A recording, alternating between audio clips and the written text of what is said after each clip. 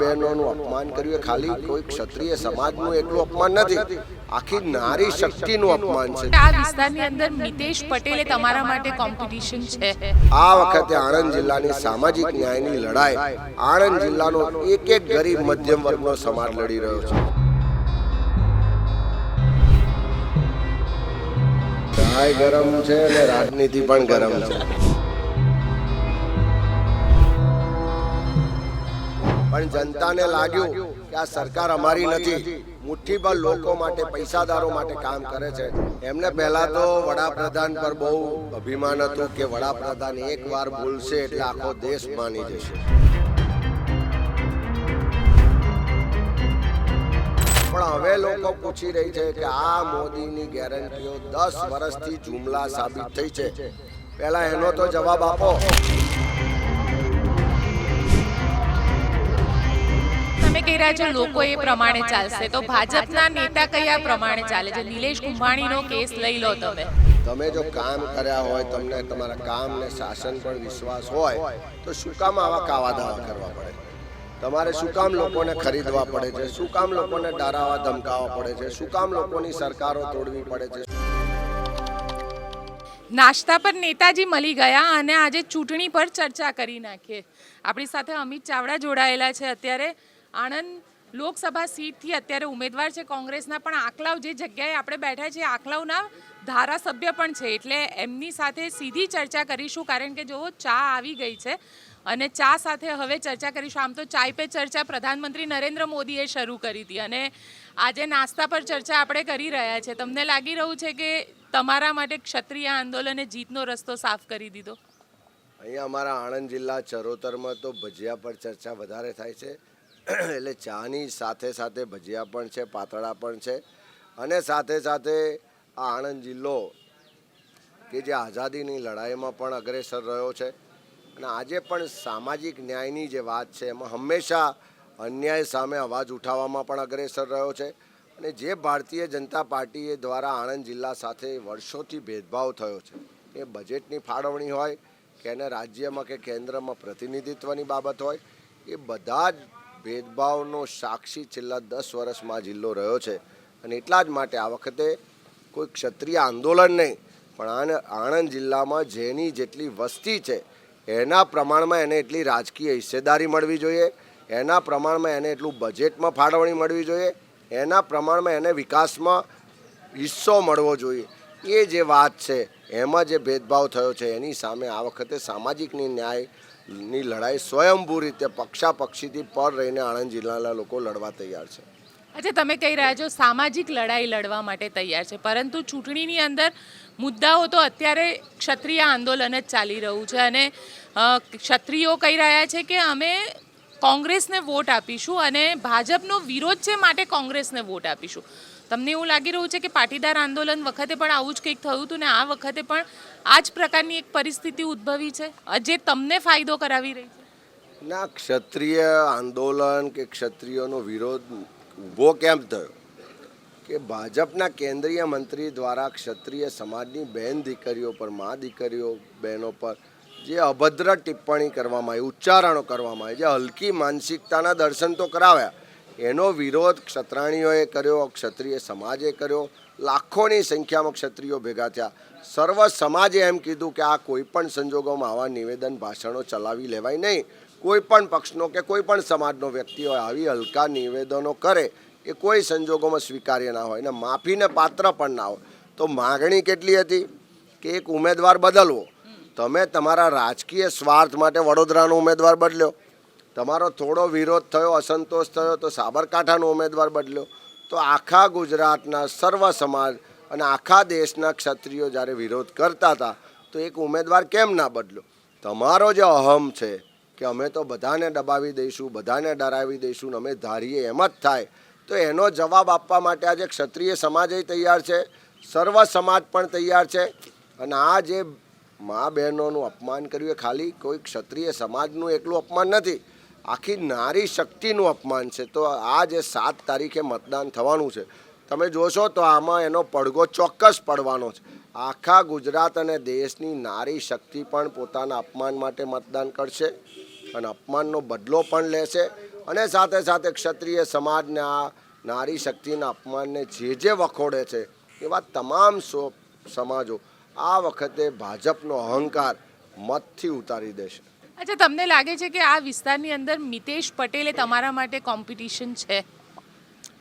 ને ચૂંટણી કોઈ પણ લડતું હોય, કોઈ પણ પક્ષો લડતા હોય, હંમેશા હરીફાઈ હોય છે. ક્યારે અમે તો ચૂંટણીને કોઈ હલકી રીતે લેતા જ નથી. આ લોકશાહી છે. બધા જ પોતપોતાની રીતે પ્રચાર પ્રસાર કરે, પોતાના મુદ્દા, પોતાના એજન્ડા, પોતાનો મેનિફેસ્ટો આગળ કરે. પણ જ્યાં સુધી આણંદની વાત છે કે આ વખતે આણંદ જિલ્લામાં સામાજિક ન્યાયની લડાઈ કોઈ અમિત ચાવડા કે કોંગ્રેસ નથી લડતું. આ વખતે આણંદ જિલ્લાની સામાજિક ન્યાયની લડાઈ આણંદ જિલ્લાનો એક ગરીબ મધ્યમ વર્ગનો સમાજ લડી રહ્યો છે, જેને સતત 10 વર્ષથી આ જિલ્લામાં બજેટની ફાળવણીમાં અન્યાય થયો છે.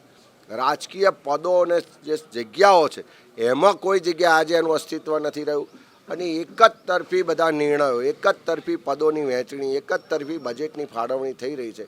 એટલે આ વખતની લડાઈ કોઈ ઉમેદવારો કરતાં પણ એક સોશિયલ જસ્ટિસની લડાઈ થઈને ઊભી રહી છે. જેમ રાહુલજી કોંગ્રેસ પક્ષ કહે છે કે જેની જેટલી વસ્તી છે એના પ્રમાણમાં એને હિસ્સેદારી મળે, એના પ્રમાણમાં એને બજેટ મળે અને એટલા માટે જાતિ વસ્તી ગણતરી થવી જોઈએ એ કોંગ્રેસનો એજન્ડા છે, સંકલ્પ છે. પણ આણંદ જિલ્લાની પ્રજા આ વખતે સામાજિક ન્યાય માટે પરિવર્તન કરવા તૈયાર થઈને બેઠી છે. અચ્છા, આપણે ચા લઈએ. ચા ઠરી જશે કારણ કે જે રીતે અત્યારની રાજનીતિ ચાલી રહી છે અને રાજનીતિમાં પણ નેતાજી ચાય ગરમ છે અને રાજનીતિ પણ ગરમ છે. ચા પણ ગરમ છે અને રાજનીતિ પણ ગરમ છે. પરંતુ અમિતભાઈ, કારણ કે પત્રકારો અમે બધા ભેગા થઈએ ને એટલે એક ચર્ચા એવી થાય અમારી કે 26 સીટો જ્યાં સુધી ભારતીય જનતા પાર્ટીએ ડિક્લેર નહોતી કરીને ત્યાં સુધી બધા એવું કહેતા હતા કે 26માંથી 26 બીજેપી જીતે છે. પણ ધીરે ધીરે આખો માહોલ બદલાઈ ગયો અને એક કોમ્પિટિશન દેખાતી થઈ છે. તમને લાગે છે કે કોંગ્રેસે આ વખતે કોમ્પિટિશન ઊભી કરી છે? હું છેલ્લા 1 વર્ષથી તમે અનેક વખત મારા પ્રવચનો સાંભળ્યા હશે, કદાચ ક્યાં તો ફરી જોઈ પણ શકો છો. હું 1 વર્ષથી કહું છું કે પ્રજામાં કેન્દ્ર સરકાર સામે ખૂબ નારાજગી છે, એન્ટી ઇન્કમ્બન્સી છે. પ્રજા ડરેલી છે, ગભરાયેલી છે, એને ડરાવવામાં આવે છે, દબાવવામાં આવે છે એટલે ખુલીને બોલતી નથી. પણ જે મહેસૂસ કરે છે એને ધીમે ધીમે બહાર આવવાની જે પ્લેટફોર્મ મળ્યા, મુદ્દા મળ્યા, એના લીધે તમને આજે આખું વાતાવરણ બદલાયેલું લાગે. તમે લખી રાખજો કે આ વખતનું જે પરિણામ આવશે 2004 જેવું પરિણામ આવશે. 2004માં પણ વાજપેયીજીની સરકાર હતી, ફીલ ગુડ ઇન્ડિયા સાઇનિંગનો નારો હતો, આવો જ પ્રચાર પ્રસાર હતો. પણ જનતાને લાગ્યું કે આ સરકાર અમારી નથી, મુઠ્ઠીભર લોકો માટે, પૈસાદારો માટે કામ કરે છે. અને 2004માં આ જ ગુજરાતમાં 26માંથી 12 બેઠકો પર કોંગ્રેસને આશીર્વાદ મળ્યા અને દેશમાં કોંગ્રેસના નેતૃત્વવાળી UPA 1 સરકાર બની. આ વખતે પણ પ્રજા સીધી રીતે બધી જ રીતે મહેસૂસ કરે છે કે આ સરકાર ઉદ્યોગપતિઓની છે, પૈસાદારોની છે. આ સરકાર મુઠ્ઠીભર લોકો માટે કામ કરે છે. અને અંદર જે મોંઘવારીને કારણે, બેરોજગારીને કારણે, ભ્રષ્ટાચારને કારણે જે સામાજિક અસમાનતા છે એના કારણે અંદર જે રોષ છે એ રોષ બહાર આવવા માટેના મુદ્દા કે પ્લેટફોર્મ જોઈતું હતું, જે આજે કોંગ્રેસ પક્ષે આપ્યું છે. સ્વયંભૂ પણ સામાજિક પ્લેટફોર્મ ઊભા થયા છે. અને એ રીતે તમે જોશો તો આ વખતે 2004ના રિઝલ્ટનું પુનરાવર્તન થશે. ગુજરાતમાં પણ બહુમતી બેઠકો પર કોંગ્રેસને લોકો આશીર્વાદ આપશે અને દેશમાં પણ ઇન્ડિયા ગઠબંધનના નેતૃત્વવાળી કોંગ્રેસની સરકાર બનશે. તમે કહી રહ્યા છો કે ઇન્ડિયા ગઠબંધનના નેતૃત્વવાળી સરકાર થશે, પરંતુ પ્રધાનમંત્રીના મુદ્દા હવે બદલાઈ રહ્યા છે. મંગળસૂત્ર કોંગ્રેસ લઈ લેશે, સોનું લઈ લેશે તેવી પણ એક ચર્ચા છે કે જેટલી પણ પ્રોપર્ટી છે એ, કારણ કે તમારા સામ પિત્રોડાએ જ મુદ્દો છેડી દીધો. તેમને કહ્યું કે જેટલી પણ વારસાગત મિલકત છે એ બધી મિલકત કોંગ્રેસ હડપી લેવા માંગી રહી છે. તમને શું લાગી રહ્યું છે કે આ વખતે ભારતીય જનતા પાર્ટી પાસે મુદ્દો નથી અને કોંગ્રેસ એમને મુદ્દા આપી રહી છે કે આ મુદ્દાને લઈને એ વધારે જ ભારતીય જનતા પાર્ટી, કારણ કે હવે તૃષ્ટિકરણની રાજનીતિની પણ ચર્ચા થવા લાગી છે? એમને પહેલાં તો વડાપ્રધાન પર બહુ અભિમાન હતું કે વડાપ્રધાન એકવાર બોલશે એટલે આખો દેશ માની જશે. વડાપ્રધાનની મોદીની ગેરંટી, ભાજપ સરકારની ગેરંટી નહીં, મોદીની ગેરંટી એમ કરીને પ્રચાર કર્યો. પણ હવે લોકો પૂછી રહી છે કે આ મોદીની ગેરંટીઓ 10 વર્ષથી જુમલા સાબિત થઈ છે. પહેલાં એનો તો જવાબ આપો. 2014માં કીધું હતું કે 100 દિવસમાં મોંઘવારી ઘટાડીશું. આજે 10 વર્ષ થયા, મોંઘવારી ઘટવાને બદલે આસમાને પહોંચી છે. 400 રૂપિયાનો ગેસનો બોટલ 1200નો થયો. પેટ્રોલ ડીઝલ 60-65માં મળતું હતું, 95-100નું થયું. તેલનો ડબ્બો 1200 રૂપિયાનો હતો, 3000નો થયો. તમે 2014માં કીધું હતું કે કાળું નાણું પાછું લાવીશું, દરેકના ખાતામાં 15 લાખ આપીશું. આ મોદીની જ ગેરંટી હતી જે જુમલા સાબિત થઈ ચૂકી. તમે કીધું હતું કે ખેડૂતોની આવક 2022 સુધી બમણી કરીશું, એ ગેરંટી પણ જુમલો સાબિત થઈ. તમે જ કીધું હતું કે 2022 સુધી બધાને પાકા મકાન આપીશું, એ ગેરંટી પણ જુમલો થઈ ચૂકી. તમે જ બધાને સામાજિક ન્યાય આપવાની વાત આપી હતી, મહિલાઓને સન્માન આપવાની વાત આપી હતી. બધા જ જે મુદ્દાઓ કીધા હતા, બધા જ જે ભાષણો, વાયદા વચન કીધા હતા, એમાંનો એક પણ વાયદો વચન કે ગેરંટી આજે પૂરું થયું નથી. અને એટલા જ માટે હવે જ્યારે ચૂંટણીમાં હાર દેખાઈ રહી છે એટલે મુદ્દાઓને બદલવાનો પ્રયત્ન થઈ રહ્યો. ક્યાંક મંગલસૂત્રની વાત કરે છે, ક્યાંક તૃષ્ટિકરણની વાત કરે છે, ક્યાંક કોંગ્રેસના જૂની ઇતિહાસની વાતો કરે છે. પણ એમણે 10 વર્ષમાં શું કામ કર્યા, શું વિકાસ કર્યો, લોકોનું શું ભલું કર્યું, કે એમની ગેરંટીઓમાં એમણે શું કામ કર્યું, એનો એક પણ વાતમાં જવાબ નથી મળતો. એટલે હું માનું છું કે જ્યારે હાર દેખાઈ રહી છે, પહેલાં 2 ફેઝની મતદાન પૂરું થયું, હાર દેખાવાની શરૂઆત થઈ એટલે ફરી પાછા ધાર્મિક ધ્રુવીકરણ કરાવવા માટેના પ્રયત્નો થઈ રહ્યા છે. પણ આ વખતે લોકો ઓળખી ગયા છે કે આ ગેરંટીના નામે મત લઈ જાય છે, કામના નામે તો મત મળે એમ રહ્યા નથી.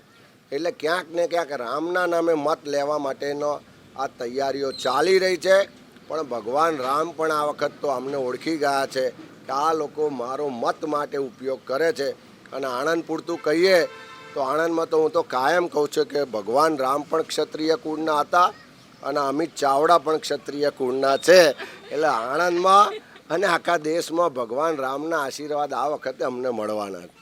ફરીથી ક્ષત્રિયનો મુદ્દો તમે લાવી દીધો, કારણ કે આ વખતે મુદ્દો ગુજરાતની અંદર બેરોજગારી, મોંઘવારી ચર્ચા તો શરૂઆતમાં થઈ, પરંતુ પછી ક્ષત્રિય જ અત્યારે મુદ્દો છે. એટલે આ ક્ષત્રિય આંદોલન તમને ફાયદો કરાવશે? ના, કોઈ ફાયદો નુકસાનનો મુદ્દો જ નથી. ચા ઠરી રહી છે, ચા ઠરી રહી છે, પણ ચર્ચા ગરમ છે.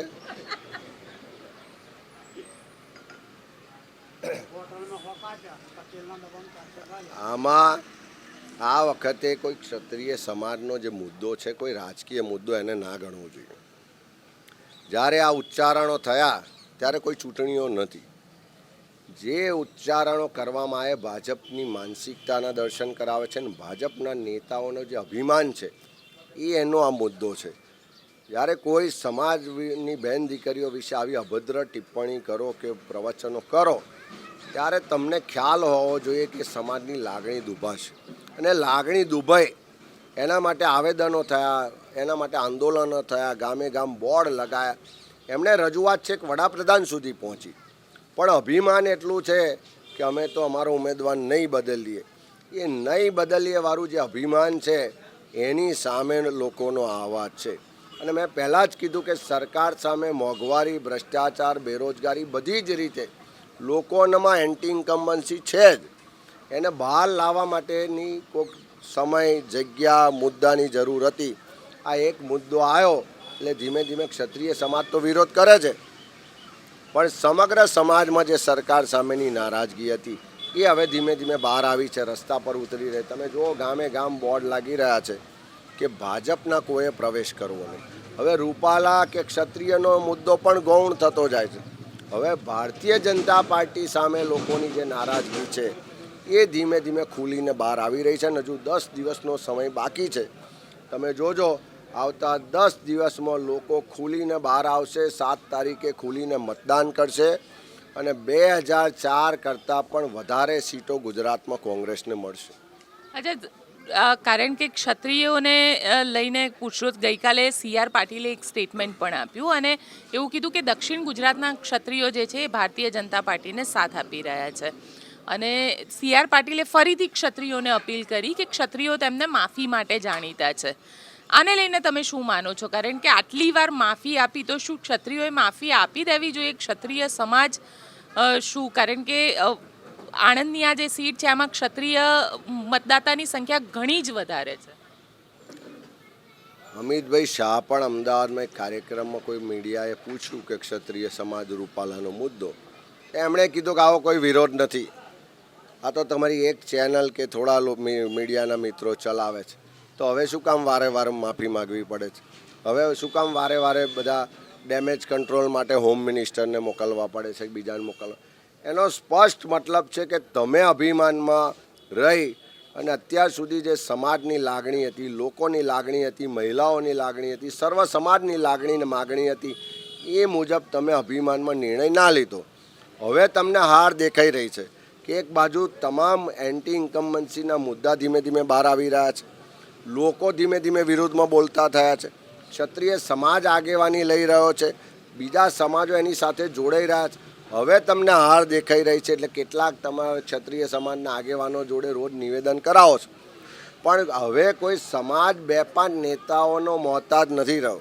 હવે આખો સમાજ સ્વયંભૂ રીતે, અને નહીં ખાલી ક્ષત્રિય સમાજ, હું તો ફિલ્ડમાં ફરું છું, બધા જ નાના નાના સમાજોની એવી લાગણી છે કે આ લોકોનું અભિમાન આ વખતે ઉતારવું જોઈએ. આ લોકોએ જે બેન દીકરીઓનું અપમાન કર્યું છે એનો બદલો આપણે મતથી લેવો જોઈએ. અને આ વખતે જે લોકો છે કોઈ લાકડીઓ કે તલવારો લઈને લડવા નથી જવાના, પણ 7 તારીખે એક બટન દબાઈ અને આ વખતે 100% અભિમાન ઉતારવા માટે મતદાન કરશે. અને જે એમનું અભિમાન છે વડાપ્રધાનનું, હોમ મિનિસ્ટરનું કે સી.આર. પાટીલનું, આ વખતે 4 જૂને જ્યારે રિઝલ્ટ આવે ત્યારે તમે જોજો ગુજરાતમાં પણ ઉતરી જશે અને આખા દેશમાં પણ ઉતરી જશે. અચ્છા, સાથે કેમ કે પ્રધાનમંત્રી પણ આવે છે, અને પ્રધાનમંત્રી આવે છે તો એવું, કારણ કે એવું કહેવાય છે ગુજરાતમાં કે પ્રધાનમંત્રી આવે એટલે બધું જ બદલાઈ જાય. અમુક લોકો સાથે વાતચીત થાય અને આખી જે એન્ટી વેવ્સ છે એ બધા બીજેપી સાથે જોડાઈ જાય. આ વખતે આપને લાગી રહ્યું છે કે આવું પણ થઈ શકે? ક્ષત્રિયો જે નારાજ છે એ પણ વાતચીત કરી શકે? તમે જોયું હશે કે પ્રધાનમંત્રીશ્રીના આજથી 15-20 દિવસ પહેલાંના ભાષણો અને છેલ્લા અઠવાડિયાના ભાષણોમાં કેટલો બધો ફરક પડી ગયો. પહેલાં વિકાસના નામે 40 વર્ષનું વિઝન, આટલા ટ્રિલિયન કે એની ઇકોનોમી, એની વાતો થતી હતી. હવે મંગલસૂત્રની વાત થાય છે, ધાર્મિક ધ્રુવીકરણની વાત થાય છે, હવે સમાજને જાતિઓની વાત થાય છે, હવે અનામત ઓબીસીમાં લોકોની ચિંતા થાય છે.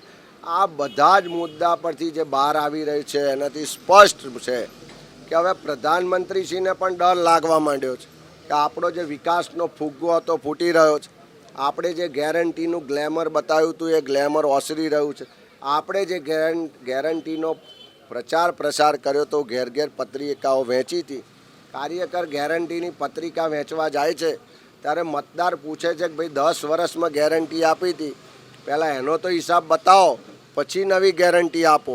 એટલે હવે કોઈ મોદીની ગેરંટી ચાલતી નથી, કોઈ મોદીના ભાષણ ચાલતા નથી.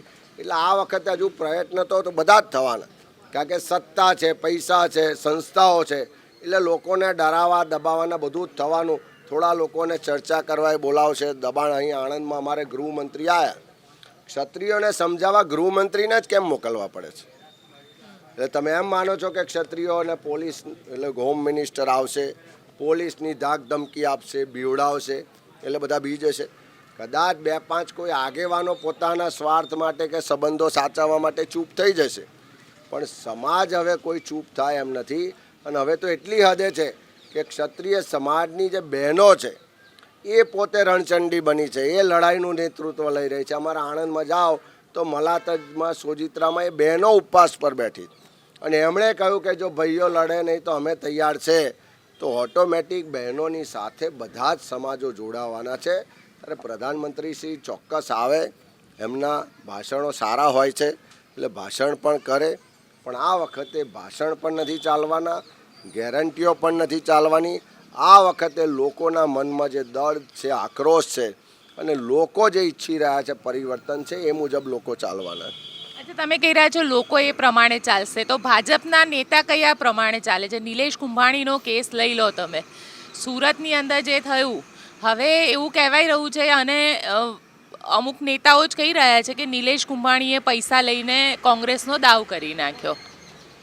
ના, ચોક્કસ તમે જો લોકશાહીમાં માનતા હોય, તમે જો કામ કર્યા હોય, તમને તમારા કામ ને શાસન પર વિશ્વાસ હોય, તો શું કામ આવા કાવા દાવા કરવા પડે? તમારે શું કામ લોકોને ખરીદવા પડે છે? શું કામ લોકોને ડરાવવા ધમકાવવા પડે છે? શું કામ લોકોની સરકારો તોડવી પડે છે? શું કામ લોકોને ઈડી કે સીબીઆઈથી ડરાવીને જેલમાં પૂરવા પડે છે? એનો સ્પષ્ટ મતલબ છે કે તમને તમારા 10 વર્ષના શાસન પર વિશ્વાસ નથી, તમે કરેલા કામો પર વિશ્વાસ નથી, તમને તમારા જે પેજ પ્રમુખો બનાવ્યા છે કે પેજ સમિતિઓ બનાવી છે, જે સંગઠનની તમે વાહવાહી કરો છો કે આખા વિશ્વની સૌથી મોટી પાર્ટી, એ સંગઠન પર વિશ્વાસ નથી. અને એટલા જ માટે કોઈકને ડરાવવાનો, દબાવવાનો, ધમકાવવાનો, ખરીદવાનો પ્રયત્ન થઈ રહ્યો છે. એ નાના લેવલે પણ થઈ રહ્યો છે. અને મહારાષ્ટ્રની સરકાર તોડી કે આજે ઝારખંડમાં જોઈ લો કે આજે દિલ્હીના મુખ્યમંત્રી જોઈ લો, આ બધા જ જે પ્રયત્નો થઈ રહ્યા છે એ બચવા માટેના પ્રયત્નો થઈ રહ્યા છે. અને એમને હાર દેખાઈ રહી છે, પણ આ લોકશાહી છે, જનતા જનાર્દન સર્વોપરી છે. તમે લખી રાખજો કે આ વખતે જનતાએ નિર્ણય લઈ લીધો છે. ખાલી 7 તારીખની રાહ જોવાય. કોંગ્રેસ પોતાના નેતાને સાચવવામાં નિષ્ફળ નથી રહી, કારણ કે આજે કોઈ પણ વ્યક્તિ એવો હોવો જોઈએ, કોંગ્રેસે એવા વ્યક્તિને ટિકિટ આપવી જોઈએ કે ગમે તેટલા રૂપિયા મૂકી દે, એ વેચાવો જ ના જોઈએ. નહીં, અત્યારે એવું કંઈ સાબિત થયું નથી કે કોણ વેચાયું ને કેવી રીતે વેચાયું. તમે કોઈ વ્યક્તિ તમારી પાસે ફોર્મ ભરવા આવે છે, એફિડેટ કરીને આપે છે કે આ સહી. કોંગ્રેસે બી તો ખોટો ભરોસો મૂક્યો ને કે એના ટેકેદાર એના જ સંબંધી નીકળ્યા. જે ફોર્મ ભરાય છે કલેક્ટર શ્રી, ચૂંટણી અધિકારી શ્રીની રૂબરૂ ભરાય છે, એની ચકાસણી જે તે વખત ફોર્મ લેતી વખત થાય છે. કલેક્ટરશ્રીની જવાબદારી હતી એ જે તે વખતે દરખાસ્તદાર જોડે રાખી અને એને કન્ફર્મ કરવાનું હોય છે કે ભાઈ તમે દરખાસ્ત કરી કે કેમ. એ દિવસે કોઈ ચકાસણી કે કન્ફર્મ કરવામાં ના આવ્યું. ચકાસણી વખતે પુરાવા ઊભા કરીને નિર્ણયો લેવામાં આવ્યા. એટલે હું માનું છું કે વહીવટી તંત્ર અને સરકારની જે અંદર સામેલગીરી છે, દખલ છે, એ પણ શંકાસ્પદ છે. આવનારા સમયમાં કોર્ટમાં જ્યારે મેટર આવશે ત્યારે દૂધનું દૂધ ને પાણીનું પાણી થઈ જશે. કોણ જવાબદાર છે? કોંગ્રેસ પાર્ટીનો કોઈ કાર્યકર કે આગેવાન જવાબ હશે તો એની સામે પાર્ટી કાર્યવાહી કરશે. અને કોઈ અધિકારીએ ખોટું કર્યું હશે, કોઈ પોલીસ કે બીજાએ જોર જબરજસ્તી કરી છે, તો એનો પણ જવાબ આવનારા સમયમાં થશે. ચલો આશા રાખીએ કે એ જવાબ જે છે એ જનતા હવે આપશે, કારણ કે વોટિંગ 7મી મે છે. અને આપ અહીંયા આ દ્રશ્ય, કેમેરામેનને કહીશ કે આજુબાજુના દ્રશ્ય બતાવે, કારણ કે અમે તો એક આ હોટલ ઉપર અહીંયા ઊભા રહ્યા હતા નાસ્તો કરવા માટે નેતાજીની સાથે. અને આપ જોઈ શકો છો કે અહીંયા નાસ્તો કરતાં કરતાં અને ખાસ આજે વાતાવરણ પણ બદલાઈ ગયું છે, વરસાદ આવી રહ્યો છે. અહીંનું આણંદનું વાતાવરણ બદલાઈ રહ્યું છે, ગુજરાતનું બદલાઈ રહ્યું છે અને દેશમાં પણ બદલાવાનું છે. જે ખોટી ગરમી હતી એની પર વરસાદ મતોનો પડવાનો છે અને જે અભિમાનરૂપી ગરમી હતી એ 7 તારીખે ઓગળી જવાની છે. ચલો જોઈએ 7 તારીખે ગરમી અભિમાનરૂપી ઓગળે છે કે કોની ઓગળે છે એ પણ જોઈશું આપણે. આપ જોઈ શકો છો મોટી સંખ્યામાં અહીંયા લોકો ભેગા થઈ ગયા છે નેતાજીને મળવા માટે. અને નાસ્તાની સાથે ચા અને વરસાદ પણ ચાલુ છે, એટલે ભજીયા અને વરસાદ આ બંનેનું કોમ્બિનેશન છે. લોકો વોટ કોની તરફ નાખે છે 4મી તારીખે આપણને ખબર પડશે, 4મી જૂને. અને શું થાય છે દેશમાં, કોની સરકાર બને છે તે પણ જોઈશું. અને ખાસ કરીને ક્ષત્રિય આંદોલનની અસર આણંદ સીટ ઉપર કેટલી થાય છે તેનું પણ આપણે એનાલિસિસ કરીશું. અમિતભાઈ આજે અમારી સાથે જોડાયા તેના માટે ખૂબ ખૂબ આભાર. Thank you. તો આપને અમારો રિપોર્ટ કેવો લાગ્યો કોમેન્ટ બોક્સમાં ચોક્કસથી લખજો. અને અમારી ચેનલ નિર્ભય ન્યૂઝને લાઇક, શેર અને સબસ્ક્રાઇબ કરવાનું ભૂલશો નહીં. આભાર.